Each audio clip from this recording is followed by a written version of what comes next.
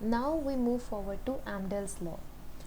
Uh, Basically, we would expect that doubling the number of processing units should halve the parallel execution time, but that is not the case. And doubling the number of processing units again should halve the parallel execution time once more, and again that is not the case.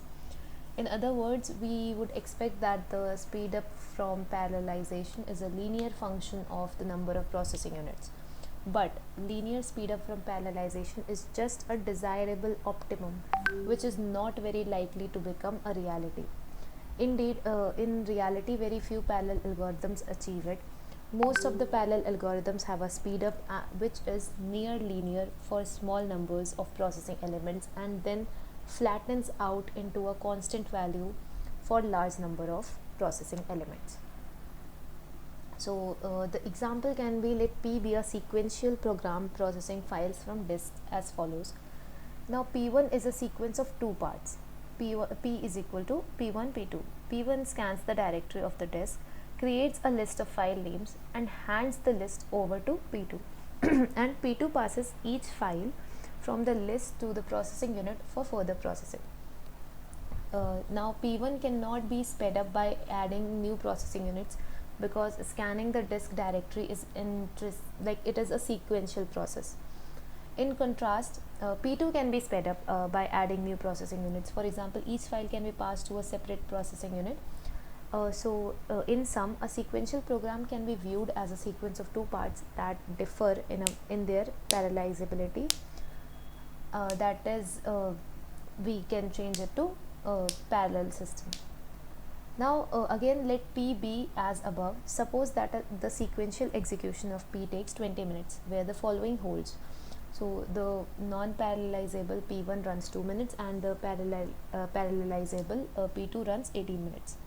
Since only P2 can benefit from additional processing units, the parallel execution time T sequential of the whole P cannot be less than the time of T sequential of P1 taken by non-parallelizable part.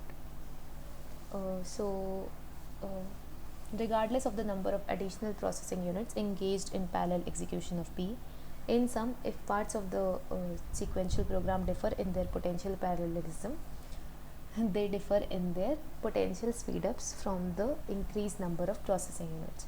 So now we can understand this, that suppose there are two parts, one is parallelizable and the second is not.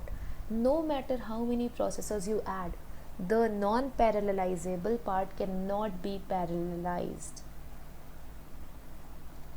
And so the speed up of whole program will depend on the sequential runtimes of both the parts of that program, which are one is parallelizable and the second is not.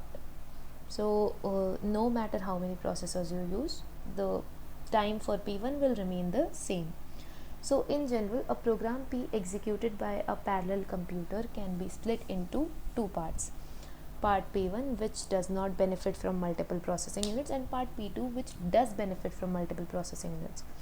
Besides P2's benefit, also the sequential execution times of P1 and P2 influence the parallel execution time of the whole P. So that's why it is not necessary that on increasing the number of processing units you will get an increase in speed up always. So that was all for this part, and now we'll move ahead to MPI and other things. So thanks a lot for watching.